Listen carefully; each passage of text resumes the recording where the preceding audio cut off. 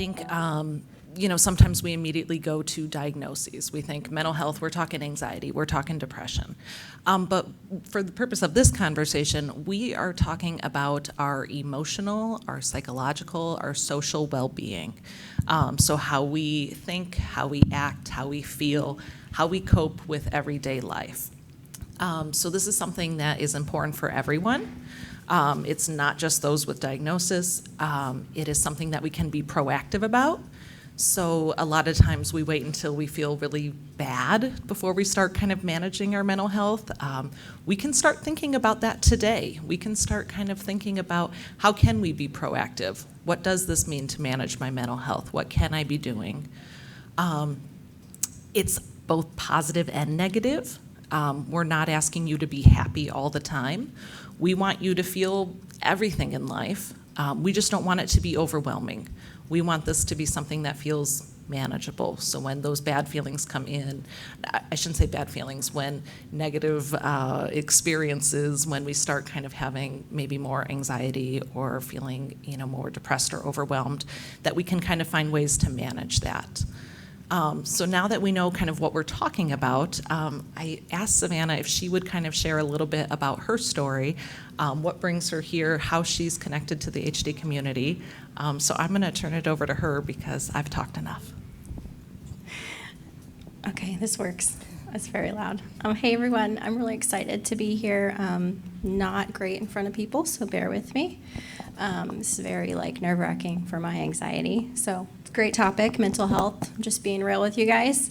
But my story with HD, I actually did not get involved in the HD community until my 20s, but HD has been a part of my life for as long as I can remember. So my grandfather died of Huntington's disease the year that I was born, so I never met him, but we knew that it was a possibility that my mom and her siblings could have Huntington's disease. We didn't really talk about it much, but I remember around 10 or 11, my mom started having really severe mood swings. She was just the most extroverted, loving, happy person, and she just started to withdraw a lot, had a lot of outbursts that were not in character for her. This went on for a couple of years, and I think she was really scared to test because she watched her dad go through a very traumatic time. He had PTSD from his days in the military, and he ended up in a mental ward in a hospital. She took care of him and watched him be really violent. And so she was very scared to test. And, her whole life she told herself she didn't have it. She came out with a positive diagnosis. And it was devastating for her because she automatically thought, that's going to be me. I don't know how long I have. We were pretty young. Me and my brother at the time, I have one sibling. He's 4 years older. And when she did get her diagnosis, my brother just went into the military. And so my dad worked a job that was away. He was home 2 days a week normally. And so it was just me and my mom.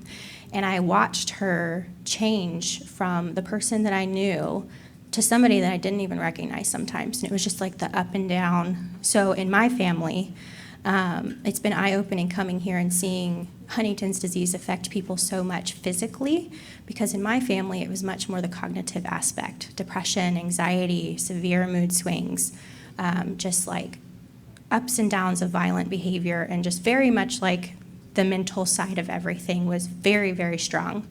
And so my mom went through that for years, and I kind of became a caregiver in a way that was her mental stability.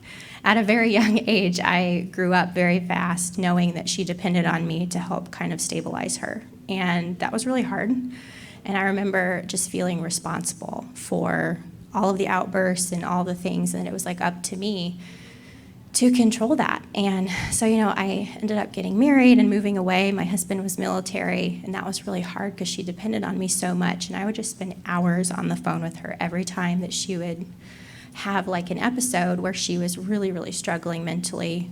She had a lot of suicidal ideation for years. She just thought she was a burden. As she started to develop more HD symptoms, and she had a lot of the chorea part, she'd have a lot of movements. People would think she was drunk when we would go out in public, and she'd start forgetting where she was and how to pay for things, just the normal behavior that she was always able to do. She started to lose that, and it was really hard for her. So eventually she got to the point where, I think I was about 24, where my dad realized like he needed to quit his job and be with her full time because she had started like driving on the wrong side of the road and just doing things that were not safe. And just really was struggling with feeling like she was a burden to everyone. And so my dad ended up doing that, and it was really hard on his mental health. Just watching, like, I remember he said, like, watching his wife just not be someone he recognized anymore was so hard because he imagined them growing old together. And it's just really hard to see someone you love turn into somebody that you don't know very well anymore. And I know that people who are like struggling with HD themselves, they feel that. And my mom said, like, she said, I feel like Huntington's is like my own personal prison. Like, I know what's happening to me, but I can't control any of it. And so that was really hard watching them go through that and just trying to find resources. You know, as a 24-year-old, I had a 1-year-old at home. I was like trying to connect them with social workers and, you know, help my mom to get into therapy, and she just really didn't want help at that time. And their mental health was really bad, and 5 years ago, they actually ended up taking their lives. And it was not something that I ever thought would be my story. And learning to deal with the aftermath of that, you know, like I always knew HD was a part of our family. I watched her go through it, but I had never gotten support. I had never reached out to the HD community. And so after that happened, I was like, okay, I have no idea what I'm doing now. Like, I need something, because it completely turned my life upside down. And then I was dealing with, I haven't been tested yet. I don't know if this is going to be my story. And I actually had a therapist tell me, like, my therapist, the day that they had done that, she said, just so you know now, you have a 50% risk of repeating the same behavior, and your brother does too, so you need to, like, watch out for him and make sure that, like, he's okay. And being 25 at the time, I was like, oh, so that's on me now, and maybe it's my fault. What happened to my parents, I didn't do enough, you know? And so I think, like, learning after that, that's not at all the case. But for 5 months or so, I got in a really dark place after that, as you can imagine. I became the heaviest I'd ever been. I just kind of didn't want to leave my house. Had a 1.5-year-old who depended on me, and I was just going through the motions. But I was so miserable and depressed and just was trying to cope. And I woke up one morning and I just realized, like, I didn't like who I was when I looked at myself in the mirror. And I was like, this is not the example that I want to set for my child. This isn't what my parents would want for me either. And so I made the choice right then and there. I was like, I'm going to start doing whatever I can. I had no idea about health stuff, but I was like, I'm just going to start trying to eat better and work out. And I ended up finding, like, this app that I started doing workouts, like 3 times a week is what I started with, about 30 minutes a day. And in like 3 months, I lost 30 pounds. And just that alone, like, changed so much for the way that I viewed, like, my life and my perspective. Like, movement and fueling my body differently really did help a lot with my outlook. And since then, I struggle. I'm not going to sit here and say, like, it's been 5 years. I've had a lot of ups and downs. And I've been through 3 different therapists because I've had different ones for different seasons of where I've been. And I want to normalize that if you haven't started therapy yet, it's kind of like dating. You have to interview them and see if they're the right fit for you. And you really have to vibe with someone who gets you. And with Huntington's, it's a big one. And then adding suicide to that, like, you have to find someone who's going to be able to make you feel validated. And so I did that, and I've gotten really comfortable with firing my therapist when I feel like it's time to move on. And there's no hard feelings on that. I just need to do what's right for me. And so I've been back in school now. I'm 3 semesters away from finishing my psychology degree, and I'm going to go on to become a therapist myself.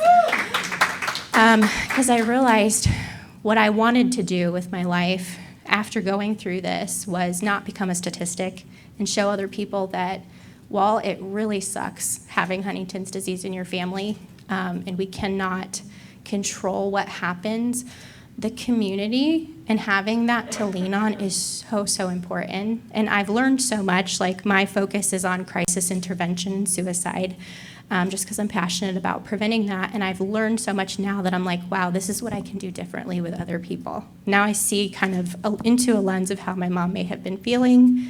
And I know that that's such a common, like, people who get to that point, they just don't know how to get out of those feelings, right? Their cognitive level is in a place where they're not able to function like a normal individual, so they need someone to help them bring them back to that normal functioning. And I feel like I really could have, while I can't save my mom, I couldn't have saved her.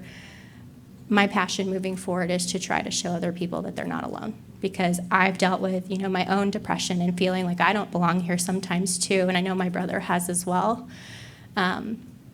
And I got tested when I was 28, and my brother did as well. We both got tested a couple months from each other, and he ended up being positive and I was negative. And while like that should be a happy thing for me, it was devastating. I actually felt like I lost part of my identity in that room because, first of all, I felt like I couldn't be there for my brother anymore. I felt guilty, and I was like, I don't know what to do with myself anymore. I just thought I thought I had it. Every time I dropped something, every time I tripped, I was like, yeah, this is HD. I'm going to have this. So when I didn't, I just it was so hard, like, dealing with that survivor's remorse and just all the feelings surrounding that. So since then, I've really had to plug into my mental health and do what I can to just recognize that these feelings that I feel are okay. And it's about learning how to get up every day and find out, like, what your purpose is and what makes you feel good, because it's different for everybody. And I can't change that I have a negative test result, And that's the part that's really hard, because there's times where I feel like I don't deserve that. And I don't want my brother to suffer. And the thought of watching him go through that is so hard. So that's why, like, I want to make it my mission now to do whatever I can to advocate for a cure. Like, I know you all do too, because that's what we need. Wow, thank you so much for sharing all of that. It's hard to be vulnerable sometimes, and you do it with a lot of grace, so thank you. Let's talk about therapy. I'm a big fan, and I recommend it to everyone I talk to. You're kind of proof that it is helpful. Let's talk about finding that person, that therapy, that first time. A lot of times I suggest to folks to give it 2 tries. So when you meet with someone, the first time's vulnerable, it's sticky, it feels weird, you're just talking to sort of the stranger. Give it 2 tries. The second time might be a little less sticky, it might feel a little bit more comfortable as you've kind of made that first attempt. Does that ring true with you? How did that first kind of therapist work out? Did you end up firing that one right away, or did we move on to a new one? No, so the reason why, I moved on from therapists was just because of the different places in my life. So before my parents passed away, I was dealing with all of the feelings of testing, and like, I had thought about it for so long, but I wasn't sure, and I wanted to be. And also just dealing with the mental effects of watching my mom suffer and go through everything and feeling like I had to control that. That's why I was in therapy first, and that was helpful. And then after my parents passed away, I needed grief counseling, like heavy grief counseling. And so I found a grief counselor. So definitely, like, look at what a therapist specializes in and find if it matches what you're struggling with. That's really important. And be upfront. Like, every time I start with a new therapist, I'm like, hey, this is what I need from you. Like, this is what I need. I don't know how to, a big thing that I deal with now is stress and anxiety, and I clench my jaw a lot. I have a lot of, I feel like I've been holding my body so tightly for so long from trauma, and just like bracing myself for the next wrong thing to happen, which really happens with HD in your family, because you're just used to negative stuff happening, that I just needed to learn how to manage that, because I was not feeling good. I was just like, this is not how I should be feeling at 30, getting up in the morning and aches and pains. And so, yeah, it's therapist based on that, and just like, hey, can you help me, like, learn how to manage this? What's some like really tangible ways that I can manage when I'm feeling super anxious walking into the supermarket? Or, I have a lot of triggers from trauma, and I'm like, what can I do to help with that? And so Yeah, you really have to vibe with them and feel like at home when you're in a session. The first two are not going to feel that way, but you at least want to feel like they're qualified to help you. Because while there's amazing therapists out there, not every single one is qualified for you. So it's really important to advocate for yourself. And if you know, the first, because for me, I'm a people pleaser, it was really hard for me to go from those first few appointments and be like, I don't think we vibe. And so I would just very nicely just say like, hey, I need to take a break. And then I would just move on. Like, they don't owe you anything and you don't owe them anything. And it's really good to recognize that, because you have to be your biggest advocate. 100%. And these are professionals, so they're not going to take offense. In fact, they might say, hey, it didn't work with us. Do you need me to help you find somebody else? So if it's not working, we don't need to force a relationship that just isn't there. So I'm so glad you recognize that. I'm sorry. See, you were worried about it, and now I'm the one who's losing my train of thought. So there's a lot of different options. You talked about, within therapy, learning some tools. What coping tools were you able to learn from those therapy sessions that have helped you? Yeah. And those change too. They grow with you. I'll just say that, because the things that worked for me 4 years ago, I've changed now, and I grow and I adapt. But something that really helped me in the beginning was something that I actually got a lot of negativity from. I learned how to be vulnerable really quickly, because I realized before all of this stuff happened, like before I lost my parents, I didn't talk about Huntington's. I didn't talk about what was happening in my home. Nobody really wanted to know that. When they ask how you're doing, they don't really want to know most of the time. Like, hey, it's really hard at home right now. This is all the things. Like, people, you have to prepare them for that. So I just didn't ever say anything. But after losing my parents and realizing the impact that had on me, and just how many other people are out there struggling and feeling so alone and like they don't have options, I learned that being vulnerable was the most important thing for my healing. And so I did that through writing. And I started on social media. Like, I didn't even use social media that much before, but it was so therapeutic for me, because my therapist would say, like, journaling's great, and I'm like, I don't really want to just like have a book and just write in it every day. I've never been that type of person. So I would like take the feelings and I would just write them out as they came. And I would make posts on social media, and I didn't really care like who read them. It was so therapeutic for me to just get it out. And I realized through that there was so many other people struggling who like appreciated the fact that I said, like, today's been a really crappy day. This is what I dealt with. Because people would look at me and be like, well, you're always smiling and you're happy and you don't struggle. And I'm like, you have no idea. Like, everybody is. Just because I'm smiling and I'm getting up and I'm going through the motions does not mean that it's easy. So I think being vulnerable was so important to show people that, like, it's okay to struggle, and it's okay to say that you're struggling and that you're not okay. Normalizing that is very, very important to everyone around you, and that's how you build a community. So I started there. That was really helpful for me to do, and working out was really helpful. I ran a lot. I really enjoyed long-distance running because I could just zone out and leave all my problems at home and just go on the pavement or on the treadmill and just run. So doing things that you enjoy is really helpful. Like, if you enjoy swimming, like walking, anything at all like that, it really does help to give you those endorphins, those happy hormones that make you feel so much better. It really does. Like, I've never regretted a workout. So, yeah. I think we hold like a lot of our anxiety, so when we actually move, it feels really, really good. So movement can be a wonderful coping mechanism, and we're not asking you to sign up for a marathon, even though Savannah is amazing, and she did do. I didn't. Oh, I'm sorry.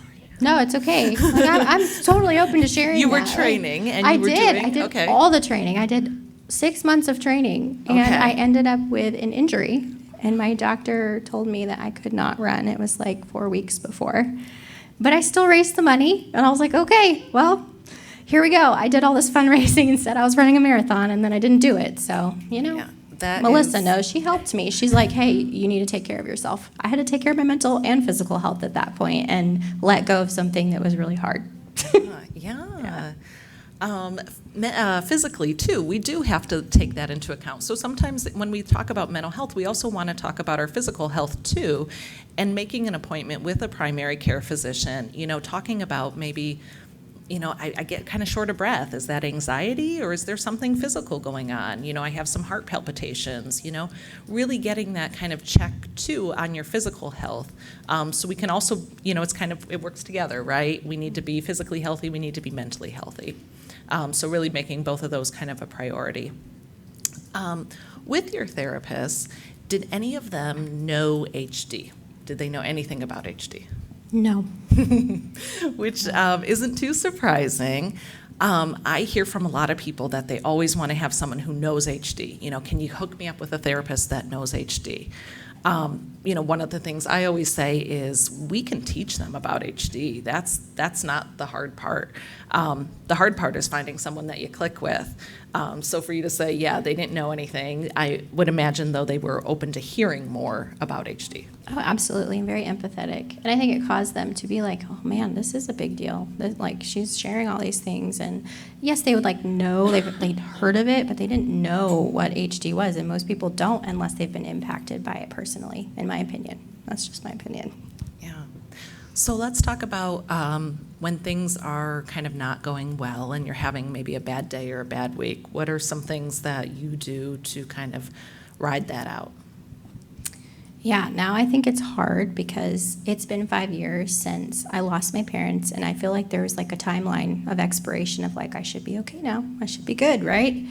That's not true, and recognizing that's really important, that I'm still going to have days where it's going to be hard to get out of bed, it's going to be hard to do the things that I normally do. And so for me, I start to get really tense, I start to get, I clench a lot, in my hands, and I just get really fidgety, and I have panic attacks over small things sometimes and triggers. Once I start to get to that place where I realize, now I've learned, okay, I am going to have a panic attack soon, so these are the things I need to do for myself.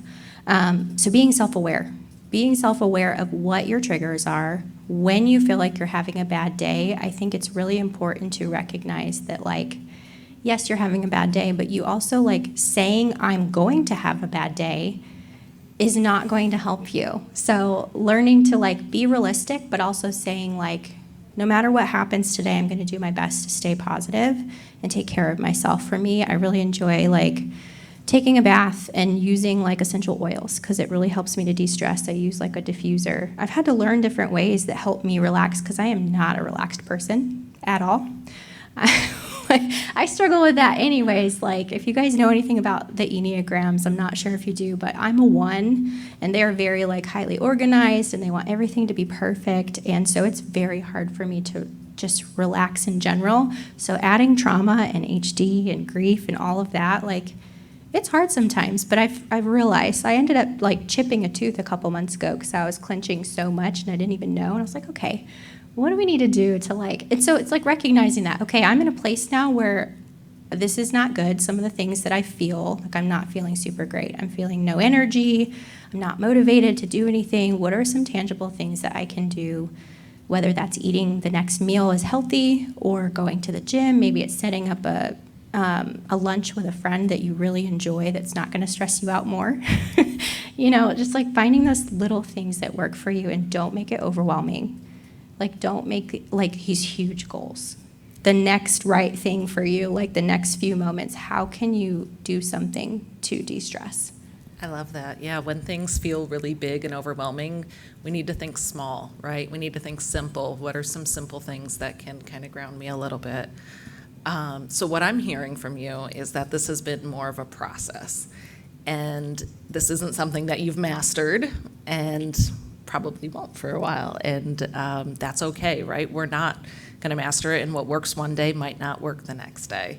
And I think it's important to keep that in mind. So when you go to that, oh, I always go for a run and feel better. Well, today we might have to dig into that coping bag and see if there's a different mechanism that we can use. Yes, I love that because I used to run all the time, and my body just doesn't allow me to do that anymore. I get a lot of pain. I have a lot of foot pain. I had an injury last year. So running is not the answer for me anymore. And at first I was like, well, what do I do now? I have anxiety going to the gym, so that's not helpful. Well, somehow I learned to just put my headphones in and like completely zone out from people around me, and I found a love for weightlifting. I absolutely love that, and it helps me so much to just feel empowered, especially as a woman doing something like that. It's not the norm. There's usually a bunch of men in there, and you feel intimidated, but like I've learned for me that's really helpful, and that may not work for you, but I love that you said that because things change. Just because something worked for you before doesn't mean that like as you grow and change and adapt that you can't find new things to help you. Yeah, we're complex. You know, we're not simple, basic humans. We've got a lot of layers. You mentioned, it was an interesting way you said it. You said finding the friend that, you know, you can go to lunch with that maybe isn't as draining. So are there some friends that you feel like maybe you can talk to that are helpful? Have you learned that, you know, some friends maybe they're fun, but maybe they're not as helpful when you're kind of in a stressful period? Is that true? Absolutely. Yeah, I've had to learn to be really self-aware of myself, but also of people around me and how they make me feel when I leave a room. And so that was hard because I've always been the type of person that is trying to help and nurture and be there for everyone else. That's just who I am. And so I was doing that for so many people. A lot of my friends would be like, well, you always give me the best advice. And I feel like I had a lot of friends that just came to me to vent. And I started feeling that, like, okay, I'm dealing with so much in my own life. I've learned to say, like, I don't have the energy or the capacity right now to talk about that. Can we keep this light when I get on a conversation on the phone with someone that I know, like, is notorious for that? I still value those relationships, but I've learned boundaries are very important. And I didn't even know how to set one initially, especially with, like, walking through HD with my mom. I had no boundaries. I was there for her no matter what I was going through. I dropped everything. And I kind of developed that in all of my relationships. And I felt so drained that I was always angry and like feeling really irritated with people, but they never knew because I would just always be there for them, even though internally I was like, I don't have the capacity. So yes, there are certain people that are my go-to people, and I will let them know first, hey, is it a good time? I'm dealing with X and whatever right now. Are you able, to hold space for me right now? And they're like, yes or no. And so I kind of like play it off that way. But as far as like hanging out with people, at this point in my life, I've had to be very, very intentional and very picky with who I allow to be in my life. And it's okay to do that, even if they're your blood, even if they're your family members. If they drain you, you have to schedule times to be prepared for that. And it is totally okay for you to say no. And no itself is an answer. Sometimes we want to over-explain. Yep. You can just say no. We don't have to over-explain. We can just have that be the answer. Boundaries. Oh, I love that word, and I love boundaries. So hard, though. It is hard. So it is a hard. process. And I think they change, too, over time. So you might have been willing to accept some, form of behavior or a relationship, and, that changes over times. And you can say to your friends or whoever it is, I used to be able to do, X, Y, and Z. I'm not able to do that anymore. Things have changed. I have changed. It's hard to enforce. It's easier said than done, but I think that can be really helpful to managing your mental, well-being. Let's see, you mentioned journaling as on social media. Is there ever a time that you have to take a break from social media? Does social media ever become more heavy or, a detriment to your mental health? Yes, definitely. So that was the first few years that I did that. And then I've learned that social media is really overwhelming, especially with everything going on in the world right now. There's times that I don't even want to get on there. So I do actually have something that I learned from my more recent therapist that really helped me when I was getting to a place where I was feeling like really overwhelmed. And I'm like, okay, I'm going to have a panic attack, or today's just not going to be a good day because I don't feel good about something. I've learned a really great coping mechanism that he gave me, and it was, okay, I want you to ask yourself, in the next 5 minutes, can you change the outcome of whatever it is that's really stressing you out? Is there something that you're able to do that you can change the outcome of it? If the answer is yes, great, then do that. If the answer is no, allow yourself to let it go for now. Put it on a shelf, and you can take it out again when you're ready to deal with it. But if you can't fix it, there's no point dwelling on it. And that's really hard for someone who has anxiety, and I do. But that has helped me a lot. And just finding different things to focus on. And even like if it's a relationship thing that's stressing me out, naming the feelings. I actually got a feelings chart because I didn't know how I was feeling most of the time. And it really helps to name, okay, what are all the things that I'm feeling right now?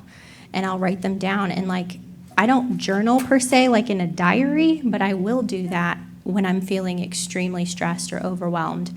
And then I'll ask myself if it's something that I can change. And if it's not, then I'm like, okay, I feel a lot better now that I just named all the things that I'm feeling. And I'm able to just compartmentalize that and come back to it at a different time, or talk to my therapist about it, like in our next session, and be like, "This, I don't know how to handle this. What's your advice?"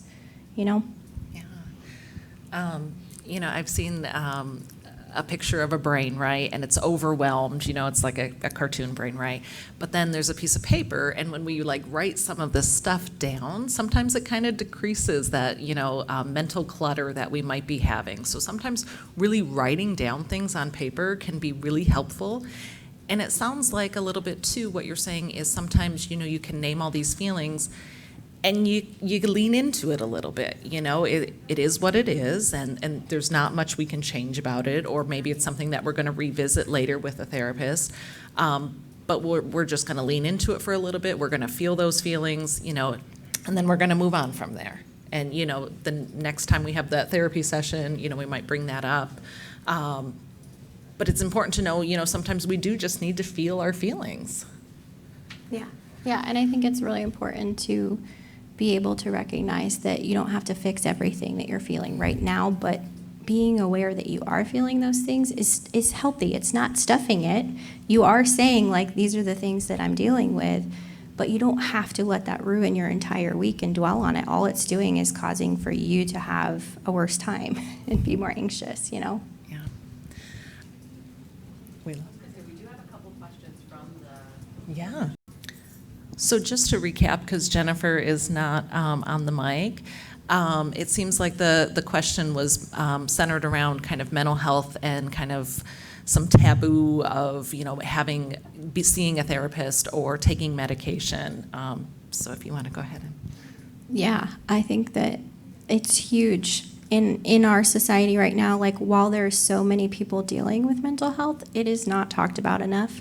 It's not recognized enough. It's not validated enough. And in a lot of families, mine in particular, therapy was not a thing. It just wasn't. Like, if you had a problem, you dealt with it.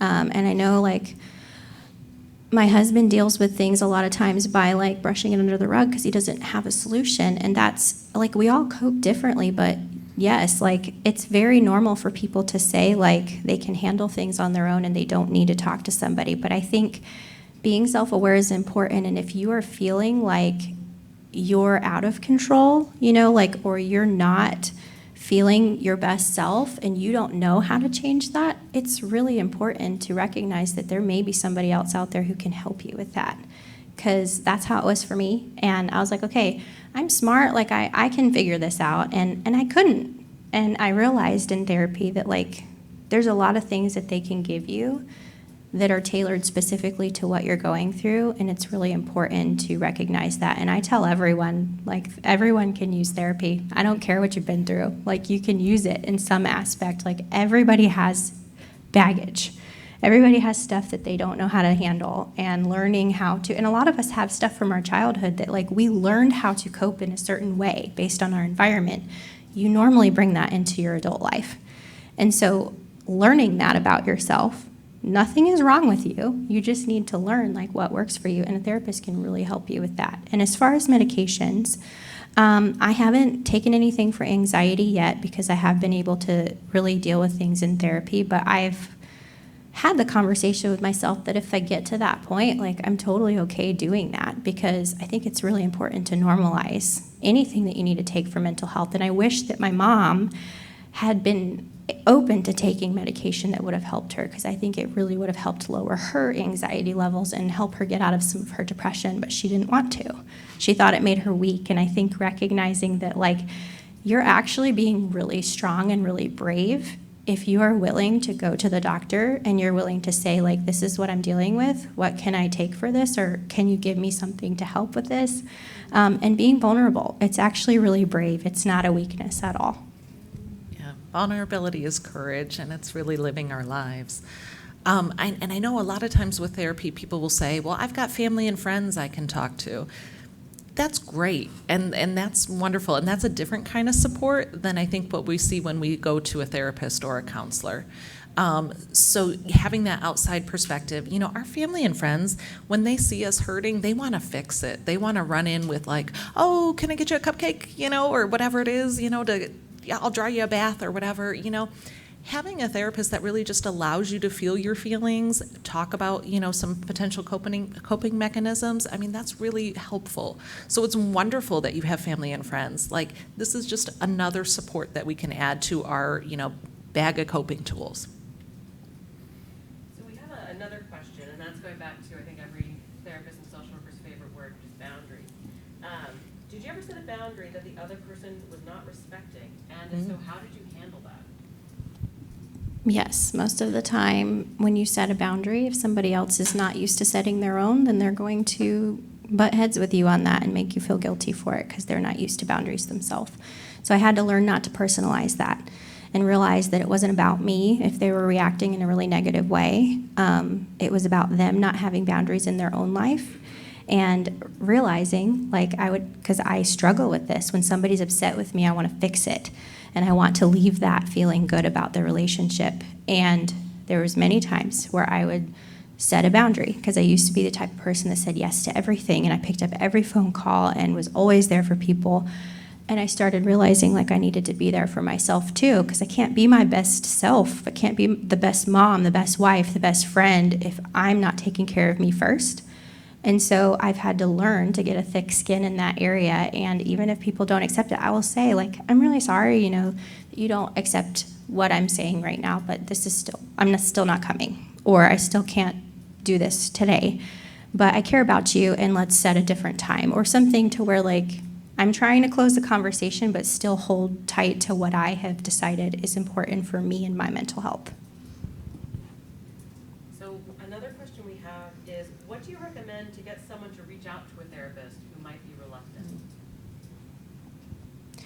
I think starting with online therapy is really non-invasive if you struggle like I do. Going in a therapy room can be very scary. And so I started with telehealth, and I would do some online therapy sessions, and that's really helpful because I think that it's just not as scary as going in person. So there's a lot of online places that you can look up and kind of pick a therapist and chat with them first without even having to meet with them face-to-face. There's also counseling services out there that are only text, like you're only messaging, and they will do what's comfortable with you. If you want to get on a video message, you can. If you don't have to. And I think as you grow and adapt through that, if you decide you want to do one in person, then you can do that. But just do what's comfortable. I think, too, if you have a family or a friend that has seen someone, you know, sometimes referrals can be helpful, too. So if you have someone who's reluctant and, you know, oh, my friend, you know, saw this person and they kind of had a good fit, maybe that's a good starting point, starting with someone that you know has been successful with, you know, another friend or family. Okay. Another question is, for folks who are under 18, or thinking about yourself when you were under 18, going back to that time, what's your advice on approaching your parent or guardian about being interested in therapy or mental health counseling, or how do you feel like you might have approached your parents when you were that age, if you had the insight at that point to know about therapy? I think it's being honest and having that conversation and not playing out the narrative in your mind of what you think they're going to say or how you think they're going to feel. Being honest is really important, and I've learned that because I used to hold so much in, even with my mom and dad. I know they wanted the best for me. If I wanted to do therapy and I asked to do it, I'm sure they would have made it happen. I just had all these expectations on myself that were unrealistic, and I thought that they needed to have help first and that I was putting myself last. So I think like if, you're that young, that just reaching out and saying the conversation of I'm really struggling right now and I really think that I need to talk to somebody. What can we do? Yeah. So this is a question that I have for you, knowing your Enneagram. There's a very famous saying that comparison is the thief of joy. How did you struggle with either comparing yourself to other people around you, people who weren't impacted by HD, or other people you might have seen in the community who you thought were coping better? How do you deal with comparing in your life? Well, that's something I've been dealing with since I was a kid. I mean, with gymnastics, I started like everything had to be perfect, and I always strived to be the best at everything. And that wears on you when you're looking at other people who are better and who are doing things. And I think we all, especially right now with social media, we look at people through a lens that like we don't know the full story. And so I've had to learn that like comparing myself to somebody on social media or even in life that I think is doing better than me, I really don't know that. So learning to let go of those assumptions and not making assumptions of people is really important, because at the end of the day, like, you're living with yourself. You're going to bed, you're waking up with yourself. Anybody else around you, like, they're not doing that. Like, it's up to you to make sure that you're taking care of you. And so comparison is something that I still struggle with right now. Every day I have to get up and make the choice, that I'm going to focus on what I'm good at and what fills me, and recognize that everyone else around me is struggling with something and that I cannot be perfect. It is an unrealistic expectation. I think with social media, I saw something that is, we're not jealous of other people's lives, we're jealous of their feeds, right? Because we don't know that whole story, that, we're seeing like a little snippet of what they post. We don't know the backstory at all. So really keeping that in mind, I love to take breaks from social media. I took it off my phone, so it's not just this mindless thing. I suggest that to folks every now and then. If it's feeling overwhelming, if you're feeling kind of triggered by people's posts, you can take it off your phone. It's real easy. You just delete the app. You can put it back on if you want it later on. Try taking a little break. See how it feels. I kind of guarantee you won't miss too much. Yeah, I agree. And Jennifer, I wanted to say too, in the HD community, I struggled personally when I got a negative test result with comparing myself at that point to friends maybe that I had made that had a positive test result that were close to my age. And for a while there, I completely pulled myself out of the community, and, getting asked to come here and speak, like, it really did kick me in the butt a little bit, because I was like, I'm missing out on stuff that I enjoy and it's actually really helpful for me to connect. And just because I feel a certain way because I got a negative test result doesn't mean everybody else is viewing me that way. And I can still give something, like I can still give a voice to my mom who's not here anymore with HD, and my brother who's currently struggling with it. We all have different things to bring to the table. So I just wanted to say that, because it can be really hard sometimes with Huntington's disease and the complexities of it and how everyone's story is so different. And sometimes I'd be like, well, theirs is way worse than mine. And, I shouldn't complain because I got a negative test result, so I can't. I would say that. That was the narrative I was telling myself, and I had to learn to change that. Yeah, I think that perspective can be helpful. Sometimes we want to say, okay, that's good, but like, it doesn't invalidate your feelings at the same time, right? Mm-hmm. More questions from you all, if you haven't entered them into the app or anything on the app? Yeah, Savannah, do you have a blog or anything? I love your speech, your life history. I don't have a blog. I don't really feel qualified for that. I should probably do that, because I did used to just like word vomit on my Facebook, and I stopped doing that about a year ago, only because I felt like with therapy I outgrew it, and I was like, okay, I feel like I'm in a place now where I need something a little bit more specific in my social media. So I actually made an Instagram specifically for grief and mental health and kind of what I'm going through. So I'm very vulnerable on there, and I've kind of plugged in and found a community. So I do have an Instagram that is for grief, and like all things mental health. So that's probably the only thing I can say. Really struggling with seeking therapy Okay. and not knowing if you have some opinions. Yeah, I can connect with you after this and share it with you. Go ahead. It's more of a comment. I hdsa.org and went to like my chapter, my state, and all the therapists that came up are people that are experienced with HD. So it's just a good resource if you're looking for someone that has that experience. Okay, so we have a plug for the HDSA website in finding someone to talk to. And she has we did not pay her to say this. So yeah, reaching out to your local social worker, finding those local resources can be really helpful. Yeah, and Amwell Telehealth, you guys, 8 free sessions a year. You can start now. You can get your 8 in for the rest of the year. And guess what? Next year, we start over again. So it's HDSA's telehealth program. So it's 8 free sessions that you can take advantage of. Every member in your family can. So it's not just limited to, one person in a family. Everyone that is affected, can go ahead and take advantage of that. Other questions or comments that folks want to make? We have a little bit of time. I did want to ask one more thing about when you were going through the testing process, if there was anything that helped during that time, and if it wasn't, and it was more of a turbulent time, looking back now, was there anything that might have been helpful to kind of go through that time period? Thankfully, I was in a much better place mentally when I did decide to test. And I had told myself, I was really scared in my early 20s, which is why I decided not to test, because I wasn't ready. And I spoke to my therapist about it, and I was like, I really want to know. I just need to know. I need to know what my test results are. It's driving me insane.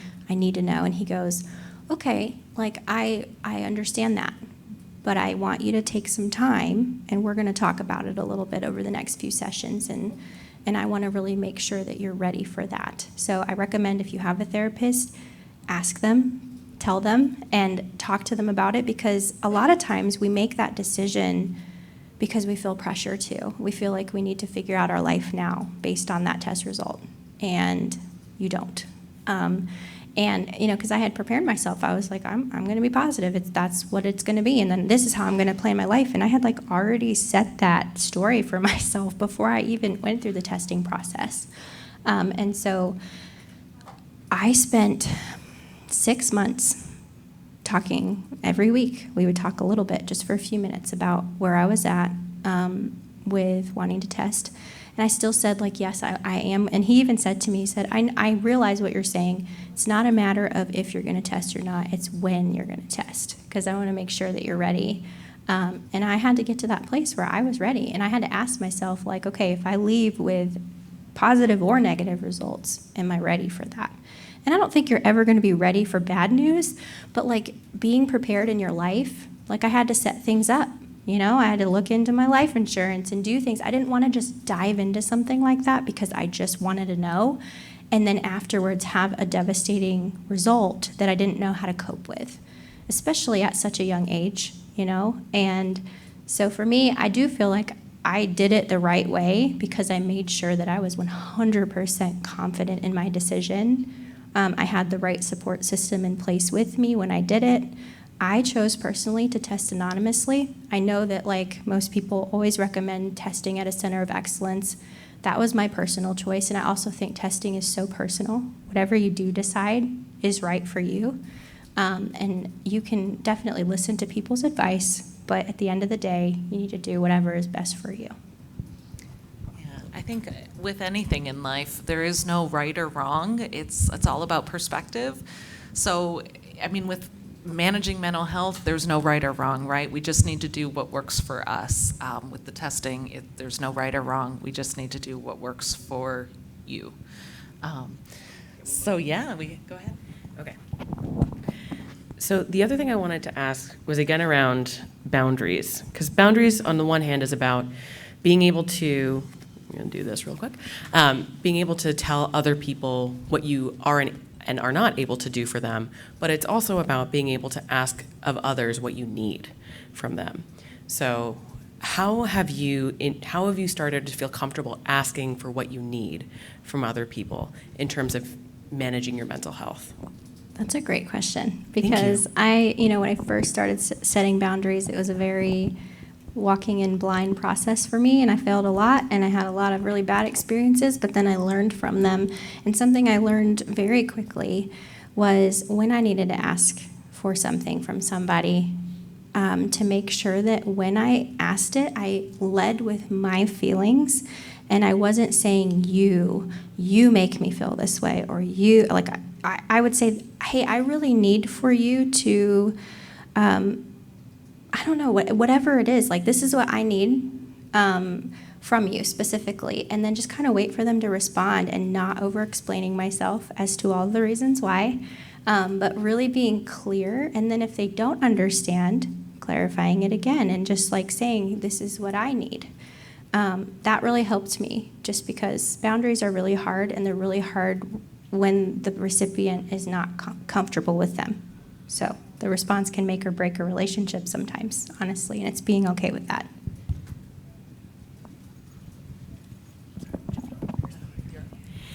Yeah, because one of the things that I think can be really, really difficult at times, and I'm sure everyone has had this experience with friends or family, is you go and you start to talk to them about an issue, and their response is just like, this is not what I want from you, right? Whether, they're going into fix-it mode, and you need them to just sit and listen, or they're sitting and listening, and you're like, I need you to help. I need fix-it mode. So it's sort of like, it's like being clear and honest with them in those moments, and that it's okay to be clear and honest with them, what you want from them, because that allows them to help you in a way that's going to be not only helpful for you, but allow them to feel like I did something for you. I gave you what you needed. Yeah, okay, that helps too, just with like what specifically you meant with, you're talking a lot about emotional boundaries there.